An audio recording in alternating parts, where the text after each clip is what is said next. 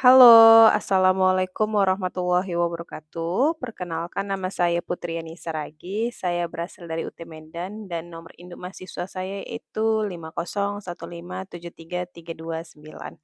Nah, di sini saya akan menjawab pertanyaan dari diskusi 8 untuk mata kuliah studi kooperatif. Pertanyaan ada 3 dan saya akan jawab berdasarkan ketikan yang udah saya ketikkan di Word saya. Baik, akan saya bacakan. Pertanyaan nomor satu dan jawabannya itu adalah menurut pemahaman dan pengalaman saya sebagai pendidik di Sekolah Dasar Negeri 106865 Bandar Pama, sistem, jenjang, dan struktur persekolahan di negara-negara ASEAN dan Asia Pasifik memiliki banyak kesamaan dengan sistem pendidikan yang ada di Indonesia, terutama dalam tujuan dan arah pengembangan pendidikan dasar.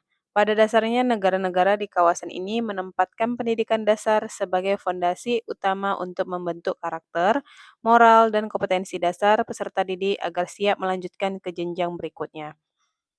Sebagai contoh, di negara seperti Singapura, Malaysia, Thailand, dan Filipina, pendidikan dasar umumnya berlangsung selama 6 tahun, diikuti dengan pendidikan menengah pertama dan menengah atas yang berdurasi sekitar 3 tahun pada masing-masing jenjang. Pola ini serupa dengan struktur pendidikan yang ada di Indonesia, yang terdiri dari sekolah dasar selama 6 tahun, sekolah SMP untuk 3 tahun, dan sekolah SMA ataupun kejurusan selama 3 tahun. Hal ini menunjukkan adanya kesamaan visi di kawasan ASEAN dan Asia Pasifik dalam memberikan kesempatan pendidikan dasar yang merata dan berkelanjutan bagi semua warga negara. Namun, segi kebijakan pengelolaan pendidikan terdapat beberapa perbedaan yang sangat signifikan dan dapat menjadi pembelajaran penting bagi Indonesia. Misalnya, sistem pendidikan di Singapura dan Jepang dikenal dengan tingkat otonomi sekolah yang tinggi, sistem evaluasi yang ketat. Pemerintah memberikan kewenangan yang cukup besar kepada kepala sekolah dan guru untuk mengembangkan kurikulum sesuai kebutuhan peserta didik. Namun tetap dalam kerangka standar nasional yang jelas. Di sisi lain, negara seperti Korea Selatan menerapkan kebijakan pengelolaan berbasis kinerja, di mana guru dan sekolah diberikan penghargaan berdasarkan capaian hasil belajar siswa dan inovasi pembelajaran yang dilakukan. Sementara itu, untuk di Indonesia, meskipun telah diterapkan kebijakan Merdeka Belajar yang memberikan fleksibilitas lebih besar kepada satuan pendidikan, dalam praktiknya pembelajarannya masih beragam, tergantung pada kondisi masing-masing sekolah.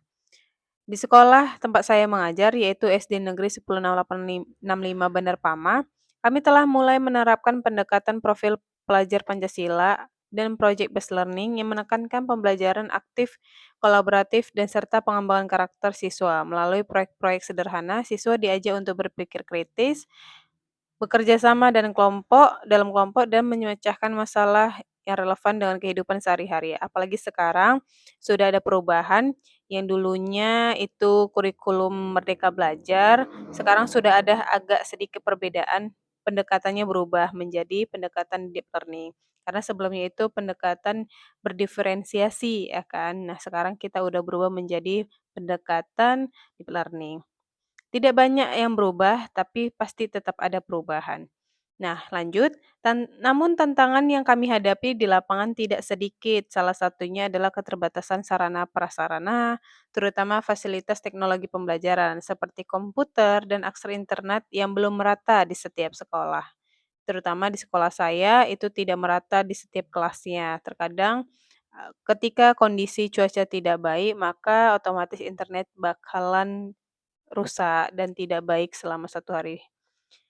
Selain itu, kemampuan guru dalam menggunakan teknologi dan menyusun pembelajaran berbasis proyek juga masih perlu terus ditingkatkan melalui pelatihan dan pendampingan yang berkelanjutan. Melalui pembelajaran dari negara-negara lain di kawasan ASEAN dan Asia Pasifik, saya menyadari pentingnya kolaborasi dan pengembangan kapasitas guru secara terus-menerus. Guru tidak hanya berperan sebagai pengajar, tetapi juga sebagai fasilitator yang menuntun siswa untuk menemukan potensi dirinya. Sistem pendidikan di negara-negara memaju di kawasan Asia Pasifik menekankan pentingnya peran guru sebagai agen perubahan yang inovatif dan hal ini menjadi inspirasi bagi kami di sekolah untuk terus berbenah menuju pendidikan yang lebih berkualitas dan relevan dengan perkembangan zaman. Dengan demikian, pembelajaran sistem pendidikan negara lain bukan sekadar membandingkan keunggulan dan kelemahan, tetapi juga menjadi sarana refleksi untuk memperbaiki praktik pembelajaran yang ada.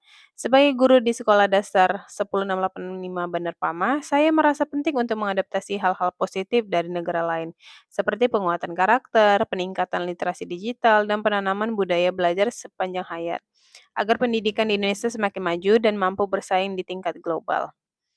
Nah, lanjut pertanyaan yang kedua jawabannya, berdasarkan hasil analisa saya terhadap artikel pendidikan dasar dan era pasar bebas ASEAN, apa yang perlu disiapkan? Karya Nurholis.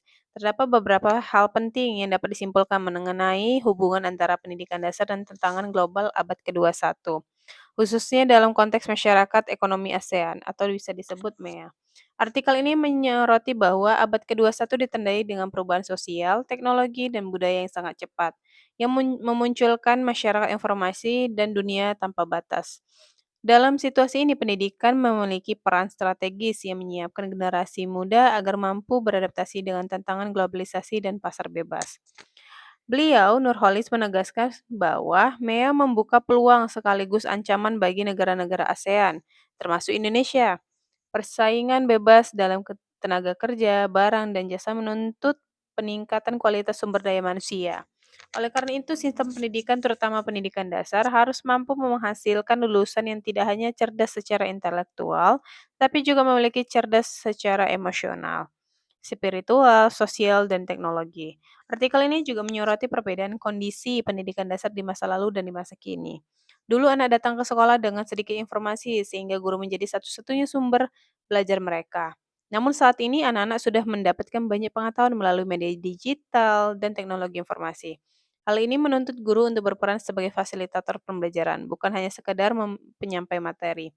Penulis juga mengkritik bahwa pendekatan pembelajaran Indonesia masih terlalu normatif dan berorientasi pada hafalan. Padahal anak didik seharusnya diajak untuk berpikir kritis, mencari makna dan menemukan pengetahuan secara mandiri. Ia juga menyoroti perlunya perbaikan pada kurikulum, sarana prasarana, dan sistem manajemen sekolah agar lebih adaptif terhadap kebutuhan zaman.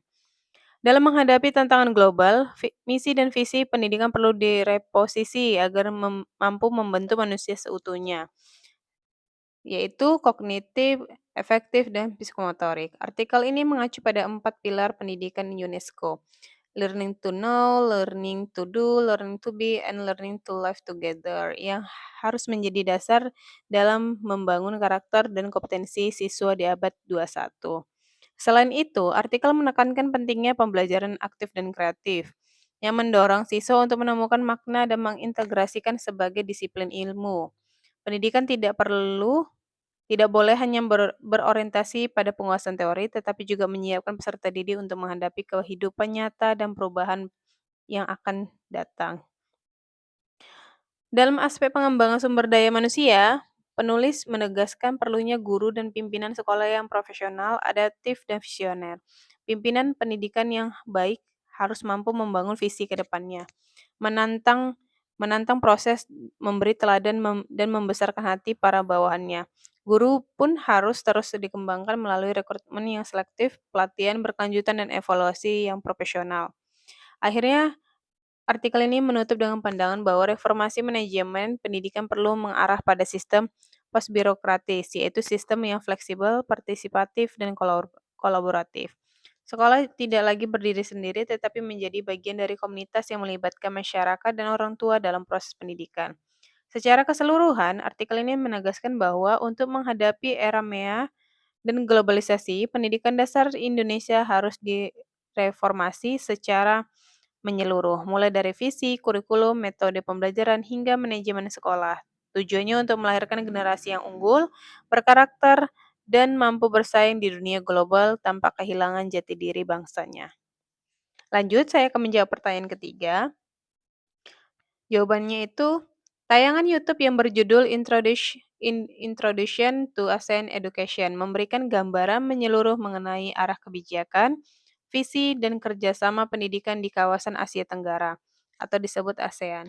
Isi tayangan tersebut menyoroti bagaimana negara-negara anggota ASEAN berupaya membangun sistem pendidikan yang inklusif, berkualitas, dan mampu menghadapi tantangan globalisasi.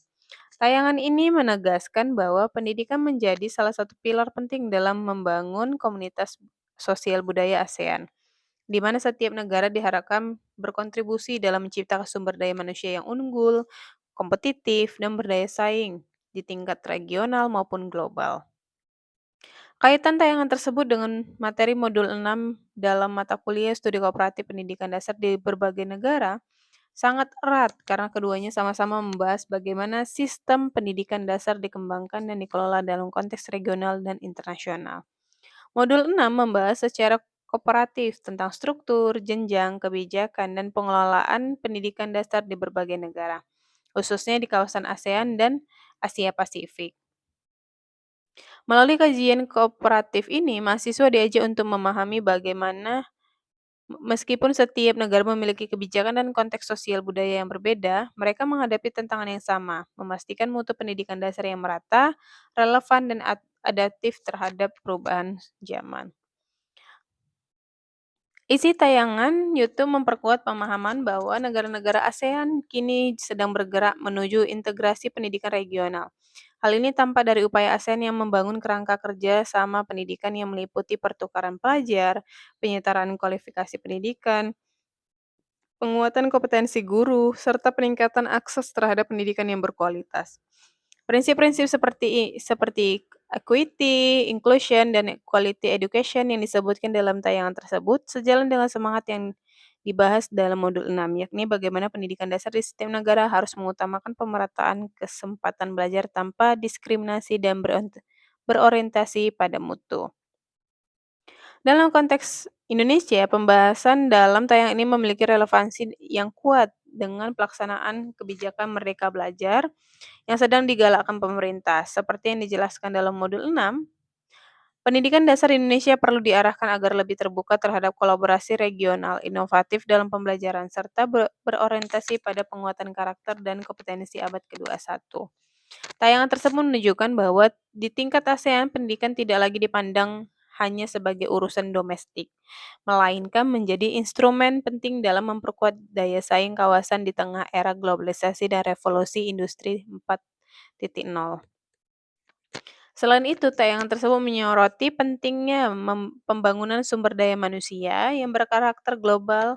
Hal ini senada dengan modul 6 yang menekankan pentingnya pendidikan dasar dalam menyiapkan generasi yang mampu berpikir kritis kreatif serta memiliki nilai-nilai kemanusiaan dan bertanggung jawab sosial. Konsep Global Citizenship Education yang ditekankan UNESCO sebagaimana yang diulas dalam modul 6 tercermin dalam visi ASEAN Education yang mengajarkan peserta didik untuk menghargai perbedaan, bekerja sama lintas budaya, dan berkontribusi bagi masyarakat dunia. Lebih jauh lagi, baik tayangan maupun modul 6 menegaskan pentingnya kerjasama lintas negara dalam meningkatkan mutu pendidikan dasar. Dalam tayangan dijelaskan bahwa ASEAN Education Framework mendorong pertukaran pengetahuan, kebijakan, dan inovasi antar negara untuk meningkatkan kapasitas pendidikan.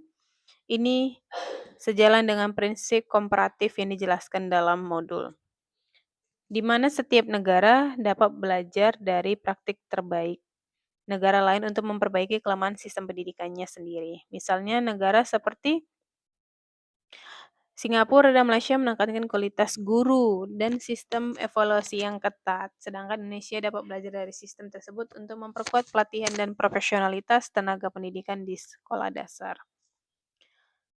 Secara implementasi, tayangan dan modul sama-sama menekankan perlunya pendidikan yang adaptif terhadap perkembangan teknologi dalam era digital saat ini.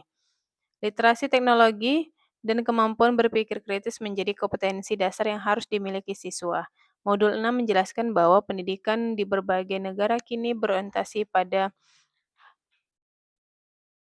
21st century skills seperti kemampuan komunikasi, kolaborasi, dan kreativitas serta berpikir kritis. Tayangan YouTube juga menggambarkan arah kebijakan pendidikan ASEAN yang menekankan pentingnya integrasi teknologi dalam proses pembelajaran mengajar untuk memperluas akses pendidikan dan meningkatkan kualitas pembelajaran. Dengan demikian, dapat disimpulkan bahwa tayangan Introduction to ASEAN Education memiliki keterkaitan yang sangat kuat dengan materi modul 6. Tayangan tersebut memperluas wawasan mahasiswa terhadap dinamika dan arah pendidikan dasar di kawasan ASEAN, sekaligus mempertegas isi modul 6 bahwa pendidikan harus dipandang secara global dan saling terhubung serta terus berkembang. Sekian jawaban dari saya, terima kasih dan saya tutup. Assalamualaikum warahmatullahi wabarakatuh.